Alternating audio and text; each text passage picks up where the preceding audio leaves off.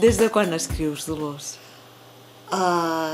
Jo recordo que el primer conte que vaig escriure devia tenir 8 anys i era un conte que es deia L'estrella de mar.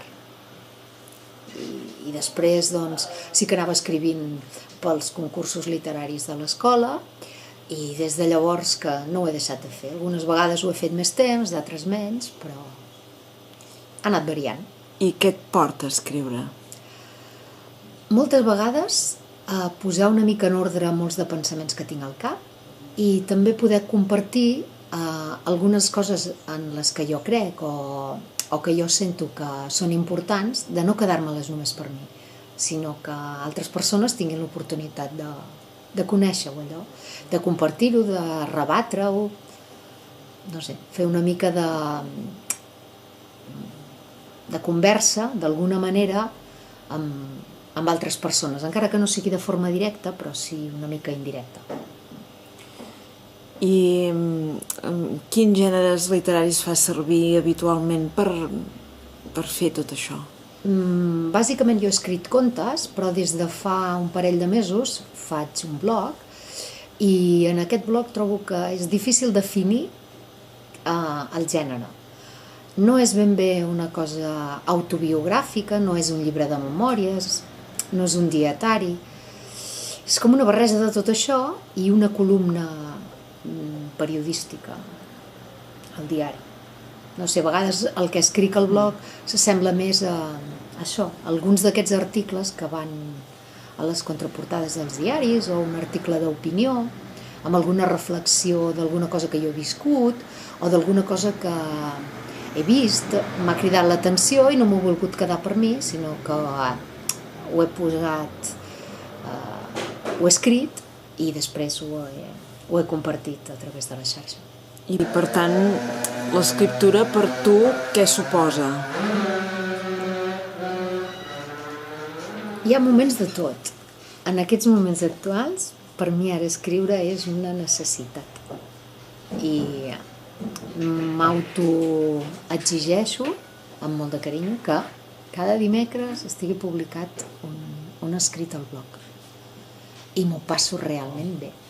I sóc capaç d'estar-me 2-3 hores allà asseguda i quan m'adono i miro el rellotge dic, però si són les 9 del vespre, és hora d'anar a fer el sopar. I a mi m'encanta que em passi això. I també m'agrada tenir una capsa, tinc una capsa on hi guardo totes les idees que em venen pel cap, frases que he sentit, expressions que ha dit algú i que penso, uala, això pot ser interessant algun dia per escriure. I ho guardo allà. Potser ha arribat el moment de destapar la capsa i a veure què en surt. I quina és la teva rutina literària com a escriptora, O sigui, pel que em dius, cada dimecres et poses a escriure un post del blog, però a part d'aquest blog escrius altres coses? O... Sí, el primer que faig és moltes vegades en un paper qualsevol,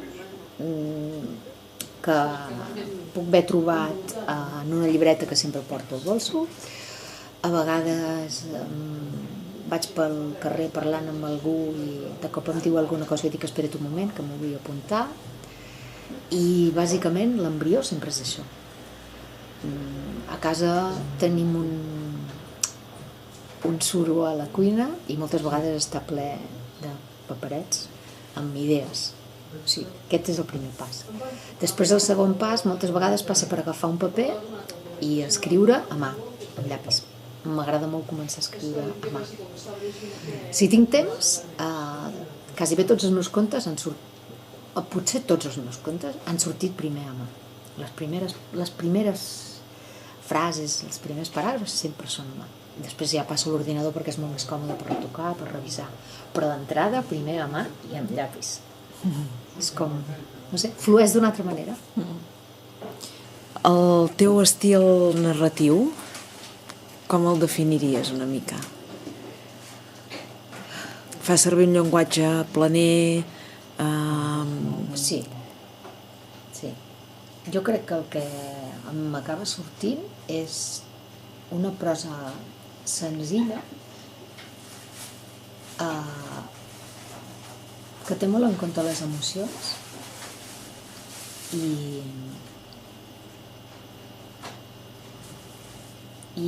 m'agrada molt escriure en primera persona, que no necessàriament he de ser jo, En el blog sí que moltes coses fan referència a vivències meves, però quan escric contes m'agrada molt escriure'ls en primera persona. I t'agrada fer servir la ironia, per exemple? A vegades sí,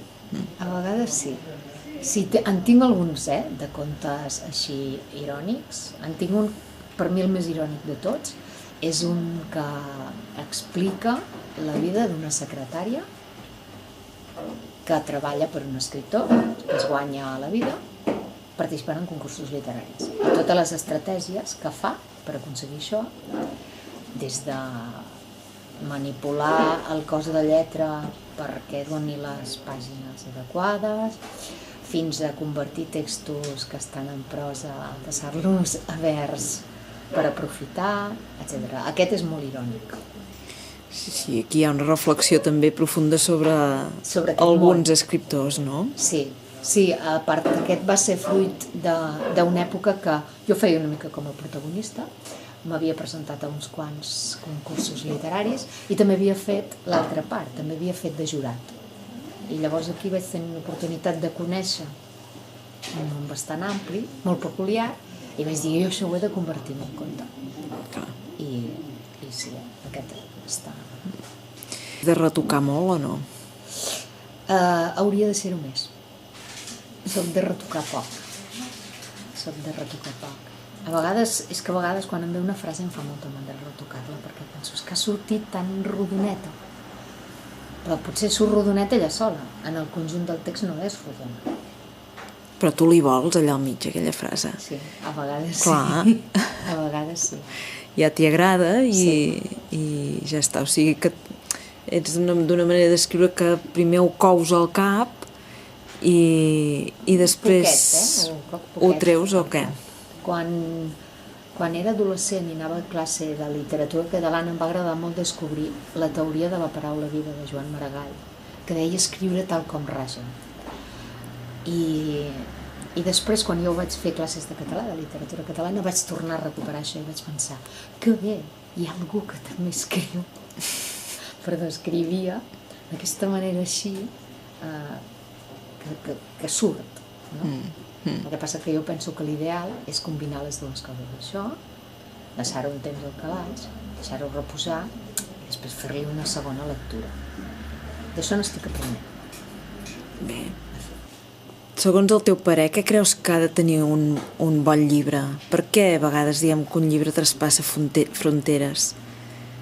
Per mi, un llibre traspassa fronteres quan és capaç d'aconseguir que, en el meu cas, jo em fiqui al llibre i m'oblidi de tot el que hi ha al meu voltant. Com si jo pogués estar allà trepitjant el mateix carrer que trepitja el protagonista, veient el mateix que veu qualsevol dels personatges que apareixen. Per mi és això.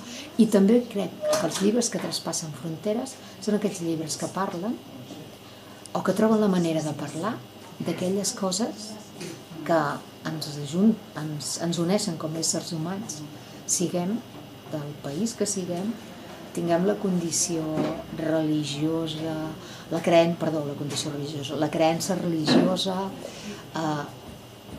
deixem davant de tot això, allò que ens uneix, més que allò que ens separa, aquests són els llibres que crec que poden traspassar fronteres.